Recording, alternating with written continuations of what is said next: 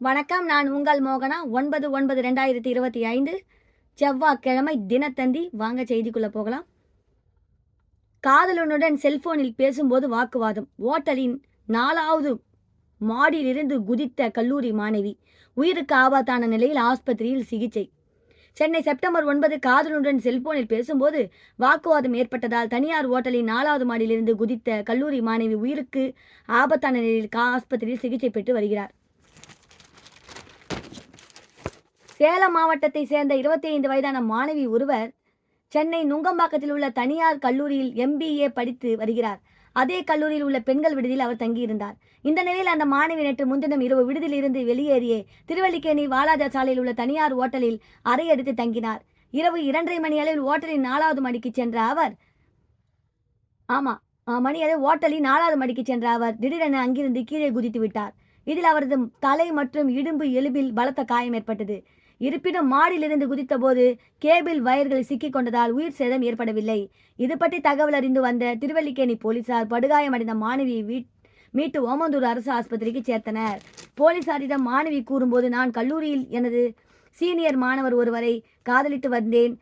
திருப்பூர் மாவட்டத்தை சேர்ந்த அவர் தற்போது பெங்களூரில் வேலை செய்து வருகிறார். இரவு 2:30 மணி அளவில் செல்போனில் இருவரும் பேசிக் கொண்டிருந்தோம். அப்போது எங்களுக்குள் வாக்குவாதம் ஏற்பட்டதால் நான் 4வது மாடியிலிருந்து குதித்தேன் என்றார். இதற்கிடையே ஆஸ்பத்திரியில் அந்த மாணவி சுயநினைவை இழந்தார். இதனால் அவர் மேல் சிகிச்சைக்காக சென்னை ராஜீவ்காந்தி அரசு ஆஸ்பத்திரியில் அனுமதிக்கப்பட்டார். அங்கு அவர் உயிருக்கு ஆபத்தான நிலையில் சிகிச்சை பெற்று வருகிறார். முன்னதாக அவர் ஆன்லைனில் கத்தி ஒன்றை ஆர்டர் செய்து அவர் தங்கியிருந்த ஓட்டலுக்கு வர வைத்துள்ளார். அவர் கத்தியால் குத்தி தற்கொலை செய்து கொள்ள அதனை ஆன்லைனில் வாங்கி இருக்கலாம் என போலீசார் கருதுகின்றனர். மேலும் இது தொடர்பாக போலீசார் விசாரித்து வருகின்றனர். அப்புறம் பாருங்க, அடுத்த செய்தியை பார்க்கலாம். ஹரித்துவாரில் நிலச்சரிவால் ரயில் போக்குவரத்து பாதிப்பு. இந்த பாருங்க,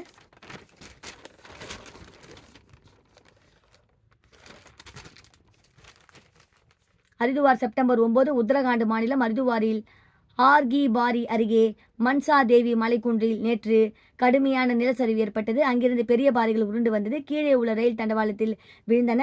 சில நாட்களுக்கு முன்பு அந்த பகுதியில் நிலச்சரிவு ஏற்பட்டதை தொடர்ந்து தண்டவாளத்தை சுற்றி இரும்பு வலை அமைக்கப்பட்டது.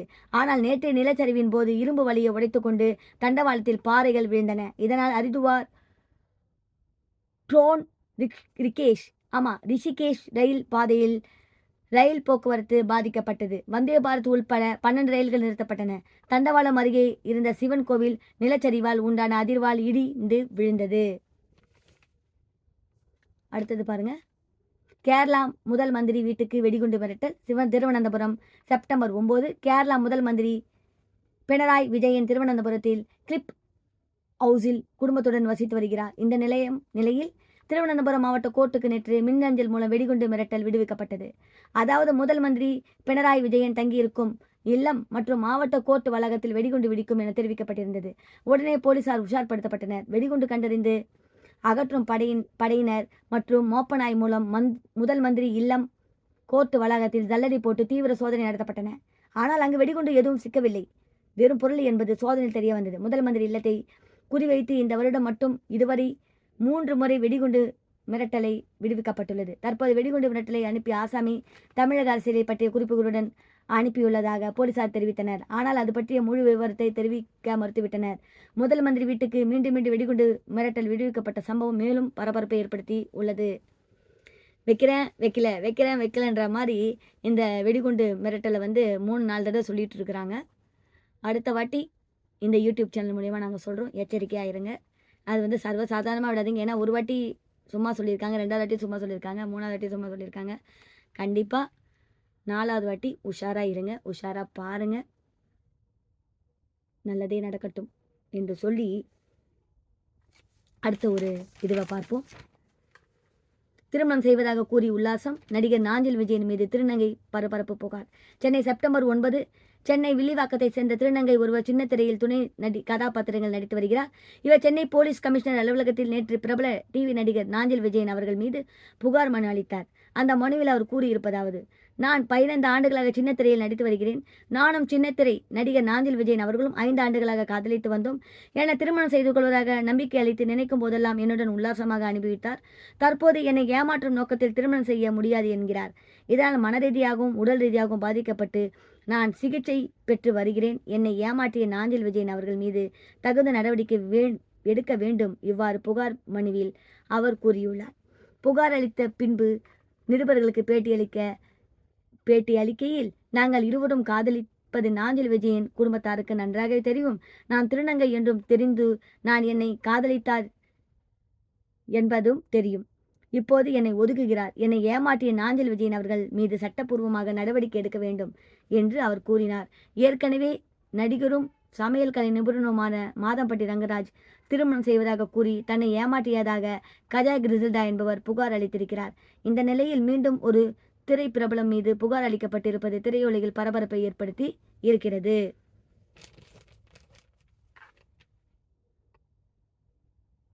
என்னதான் இருந்தாலும் திருநங்கை அவர்களை ஏமாற்றினா அந்த குடும்பமே கொலநாசம்னு சொல்லுவாங்க. அப்படி உண்மையாக இருக்கும் பட்சத்தில் கண்டிப்பாக நாஞ்சில் விஜய் அண்ணா இதுக்கு ஒரு தகுந்த ஒரு பதிலை கண்டிப்பாக கொடுக்கணும். இந்த யூடியூப் சேனல் மூலயமா பிஜிலி ரமேஷ் அவர்கள் மனைவி சொல்கிறேன். கண்டிப்பாக இது உண்மையாக இருக்கும் பட்சத்தில் கண்டிப்பாக நியாயம் பக்கம்தான் இருக்கும். திருநங்கையை ஏமாற்றக்கூடாது. அப்படி உண்மையாக இருந்தால் அது கண்டிப்பாக தகுந்த நடவடிக்கை எடுப்பாங்க அப்படின்னு சொல்கிறேன். அடுத்தது பார்ப்போம்.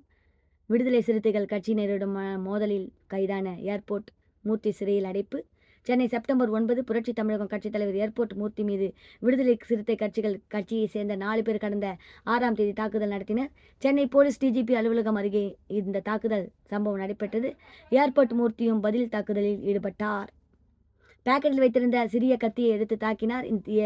இதில் விடுதலை சிறுத்தைகள் கட்சியினர் 2 பேர் காயமடைந்தனர். இந்த சம்பவம் தொடர்பாக மெரினா போலீஸ் நிலையத்தில் இருதரப்பு சார்பில் புகார் அளிக்கப்பட்டது. அதன் பேரில் ஏர்போர்ட் மூர்த்தி மீது விடுதலை சிறுத்தைகள் கட்சியினர் மீது மெரினா போலீசார் வழக்கு பதிவு செய்திருந்தனர். ஏர்போர்ட் மூர்த்தி மீது கொலை முயற்சி வழக்கு பதிவு பாய்ந்தது. இந்த வழக்கு அவரை மெரினா போலீசார் நேற்று முன்தினம் இரவு கைது செய்தனர். இப்போது அவர் நெஞ்சு வலிப்பதாக கூறினார். இதைத் தொடர்ந்து அவர் ஸ்டான்லி அரசு ஆஸ்பத்திரியில் நேற்று சிகிச்சைக்காக அனுமதிக்கப்பட்டார். இந்த நிலையில் சிகிச்சை முடிந்த பின்னர் அவரை எழும்பூர் மேஜிஸ்ட்ரேட் கோர்ட்டில் போலீசார் ஆஜர்படுத்தினார்கள். ஏர்போர்ட் மூர்த்தியை வருகிற 22ஆம் தேதி வரை நீதிமன்ற காவலில் சிறையில் அடைக்க மேஜிஸ்ட்ரேட் உத்தரவிட்டார். இதையடுத்து ஏர்போர்ட் மூர்த்தி புழல் சிறையில் அடைக்கப்பட்டார். இதை 1, 2, 3, 4, 5 செய்திகளை பார்த்தோம். இதோடு வேறொரு செய்தியுடன் நான் உங்களை சந்திக்கிறேன். அதுவரை உங்களிடமிருந்து விடைபெறுவது உங்கள் மோகனா. நன்றி, வணக்கம்.